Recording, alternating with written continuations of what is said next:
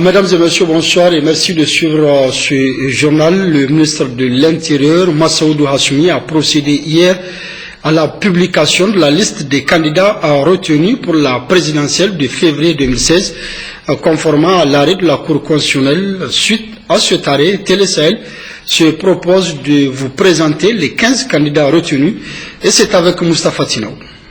Candidat du PNDS Taria, Mamadou Soufou est né en 1952 à Dandaji, dans le département d'Ilela, région de Tawa. Élu président de la République du Niger, investi le 7 avril 2011, il brigue conformément à la Constitution un second et dernier mandat. Hama Amadou, né en 1950 à Youri, a été président de l'Assemblée nationale de 2011 à 2014 et 2 fois Premier ministre. Il est le candidat au présidentiel de 2016 du modèle FA Lumana. Ancien président de la République, Maman Ousmane est né le 20 janvier 1950 à Zender. Fondateur du CDS Rahama, il est investi candidat au présidentiel par le parti MNRD Hankouri. Premier ministre du Niger du 3 juin 2007 au 23 septembre 2009, puis président de l'Assemblée nationale, Seynou Oumarou était face à Mamadou Soufou aux élections présidentielles de 2011. 5 ans après, il est encore parti, le MNSD Nassara, pour les élections présidentielles de 2016. Né le 1er décembre 1942 à Kornaka, dans la région de Maradi, Chefou Amadou a été Premier ministre du Niger du 26 octobre 1991 au 17 avril 1993, à la suite de la conférence nationale qui a instauré le multipartisme. Il est le candidat du parti RSD Gaskia pour les présidentielles de 2016. Amadou Boubacar Sissé est né le 29 juin 1948 à Niamey. Pendant 4 ans, il a occupé le poste de ministre d'État, ministre du Plan et de l'Aménagement du territoire. Il se présente pour la seconde fois au présidentiel sous la bannière de l'UDR Tabat. Au terme d'une crise interne au parti et une multitude de procès, le leadership du CDS Rahama revient finalement à Ablabo, qui aura à défendre les couleurs du parti vert aux élections de 2016. Ibrahim Yakouba est né le 8 août 1971 à Maradi. Ancien syndicaliste et ancien membre du gouvernement, il est investi candidat par le MPN Kishinkasa pour les élections présidentielles. Ancien ministre de la Communication et porte-parole du gouvernement, ancien président du conseil de ville de Maradi, Kassou Mama Mokhtar est le candidat du parti Congrès pour la République CPR Inganti pour les élections présidentielles de 2016. Maman Hamissou, ancienne figure de la société civile, se présente sous la bannière du PJD Hakika. Quant au docteur Ablay Traoré, âgé de 44 ans, il se présente pour la seconde fois aux élections présidentielles au titre du PPNU. A noter que la Cour constitutionnelle a validé également les candidatures de Laon Magaji, de l'ARD, Adelti Moutinti, Tahir Djumba, de Modèle Maekata, Mahaman Jean Poidenou, CDP Marhaba Bikoum, Adel Roubeid, MDR Tarna. Cérémonie de baptême de l'école primaire Isaka Maïga hier à Bonkoukou, département de Filengue. C'est en présence du ministre des Enseignements professionnels et techniques, du président de la Cour des comptes et de plusieurs autres invités, compte rendu Nana Maria Moutari et Hassan Moussa. Créée en 1948, l'école primaire centre de Bonkoukou, département de Filengue, région de Tilaberi, fait partie des toutes premières écoles du Niger. À sa création, où le Niger n'avait pas encore connu son indépendance, l'école centre de Bonkoukou fut dirigée par un enseignant répondant au nom de Isaka Maga. Ce dernier dirigea cette école pendant 8 ans et encadra entre autres Sanoussi Jakou, Chefou Amadou, Hamid Al-Gabid, Jibo Hamani, André Salifou et Karaji Ayarga. Cet enseignement était tellement captivant que nous psalmodions en même temps que les écoliers les mots qu'ils répétaient et écrivaient sur leur ardoise.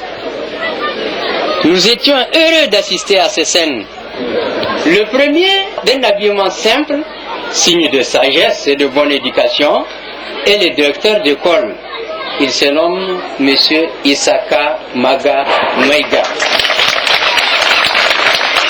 Travailleur infatigable et appliqué, il incarne toutes les vertus cardinales, car il aime le travail bien fait. La population de Bonkoukou l'apprécie beaucoup pour sa modestie et sa sympathie. 60 ans après son départ de Bonkoukou et 15 longues années après son décès, pour rendre hommage à cet homme qui a tout donné à l'enseignement, l'école centre de Bonkoukou prend désormais et pour toujours la nomination l'école primaire Isaka Maga Maiga. Quelle belle et exaltante carrière pour peu de récompenses jusqu'à ce jour. C'est pourquoi, aujourd'hui, grâce aux efforts de tous, administration régionale, départementale, autorités communales, coutumières, anciens élèves, parents, amis, connaissances et sympathisants, nous tenons absolument à nous racheter 60 ans depuis son départ de Bonkoukou en 1956 et 15 longues années après son décès par la présente cérémonie. Oui, l'école dite École Bonkoukou Centre portera désormais et pour toujours le nom de Isaka Maga Maiga. Ils sont nombreux ceux qui, grâce à vous, ont appris à tenir le crayon puis la plume et qui disent merci, merci maître. Le maire de la commune rurale de Lumana et l'actuel directeur de l'école primaire Isaka Maga Maiga Trésemi lui rendent un hommage mérité. Le directeur départemental de l'enseignement primaire de Filengue a quant à lui tenu à souhaiter la bienvenue à tous ceux qui ont pris part à cette cérémonie avant de réceptionner un don d'Ertel Niger composé de fournitures scolaires pour l'école Isaka Maga Maiga. Au nom de la direction départementale de Filengue et à mon nom propre, nous vous remercions infiniment pour votre déplacement pour la présente cérémonie du baptême de l'école centre qui désormais s'appellera Isaka Maga Maiga. Plusieurs invités de marque étaient présents à cette cérémonie riche en animation, sketch, poèmes, chants pour immortaliser l'âme de cet enseignant cité comme modèle Feu Isaka Maga Maiga. Une minute de silence a été observée à la mémoire de cet homme et plusieurs de ses anciens élèves qui ne sont plus de ce monde. Un témoignage de satisfaction pour service rendu a été décerné au corps enseignant du département de Filengue. En mission de travail dans la région de Dosso, dans le cadre de la 37e édition du Sabre national, le ministre de la Jeunesse et des Sports a visité le site d'hébergement des lutteurs. Reportage Ali Hachimi et Morabdou. Accompagné du gouverneur de Dosso, Abdoulaye Issa, du président du conseil régional de Dosso, Imam Moukela, ainsi que des cadres centraux et régionaux, le ministre en charge de la jeunesse et des sports a successivement rencontré les différentes délégations venues à Dosso dans le cadre de la 37e édition du Sabre national. C'est ainsi que la délégation conduite par le ministre Abdelkarim Amalam s'est rendue d'abord au lycée Saraounia Mangou de Dosso, au lycée Namaïwa Kaka, au collège Antata, à l'école Boukar, puis l'école normale de Dosso et le CES, le complexe Massis, en passant bien sûr par le complexe scolaire Tagour pour échanger directement avec les lutteurs et leurs encadreurs d'une part et d'autre part avec les femmes de la commune urbaine de Dosso qui ont elles la charge de la restauration. Au terme des différents entretiens sont toutefois intéressants, il ressort que les différentes délégations sont bien logées et bien nourries. À tous les niveaux, le ministre de la Jeunesse et des Sports a laissé entendre que cette 37e édition du Sabre national serait surtout un cadre de renforcement des liens et de fraternité, de brassage entre les fils de même pays, le tout dans un élan de solidarité, d'entraide et de cohésion sociale. Message visiblement reçu 5 sur 5 puisque les responsables des délégations et le lutteur ont les sourires aux lèvres promis que les compétitions seront menées dans la plus grande fraternité, l'ambiance absolue et surtout dans l'unité des cœurs et des esprits. Pour les femmes restauratrices, elles ont entonné des chants juste pour dire merci, merci au ministre de la Jeunesse et des Sports pour les efforts qu'il ne cesse de déployer.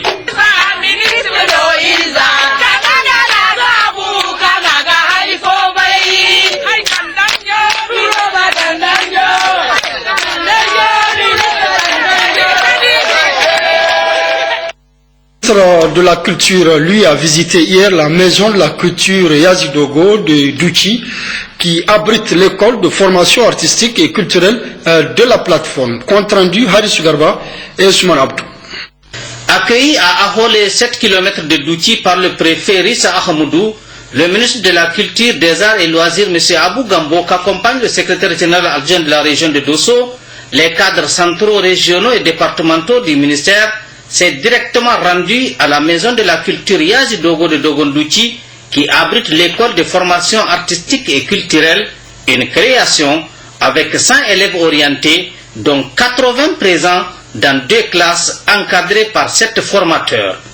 Le préfet de Douti, Rissa Ahmoudou, a salué l'effort des parents d'élèves et le bon encadrement. Le ministre Abou Gambo a prodigué de sages conseils aux élèves.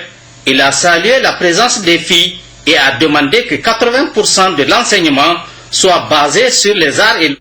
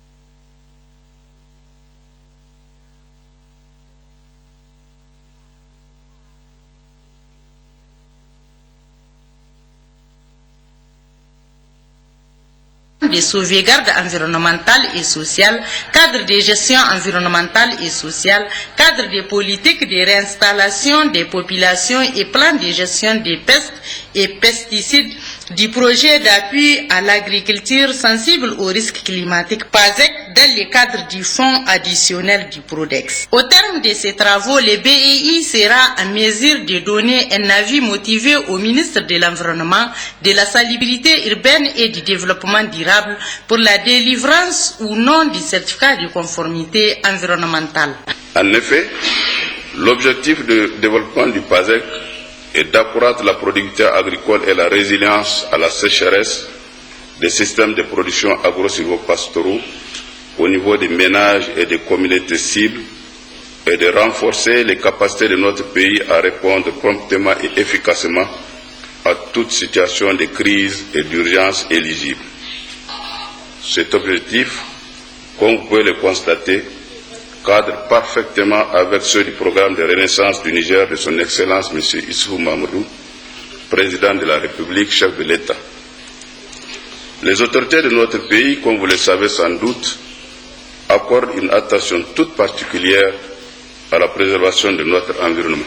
Le secrétaire général du ministère de l'Environnement, de la Salubrité urbaine et du Développement durable, avant de terminer ses propos, a tenu à remercier le comité ad hoc pour avoir répondu favorablement à l'invitation et à la Banque mondiale pour avoir bien voulu accepter de financer cet important projet d'appui dans les régions de Difa, Dosso, Maradi, Tawa, Tillabéri et Zender. Notons auparavant l'intervention du maire de la commune urbaine de Birninkwani qui a souhaité la chaleureuse bienvenue et un agréable séjour aux participants qui ont fait les déplacements de Kwani.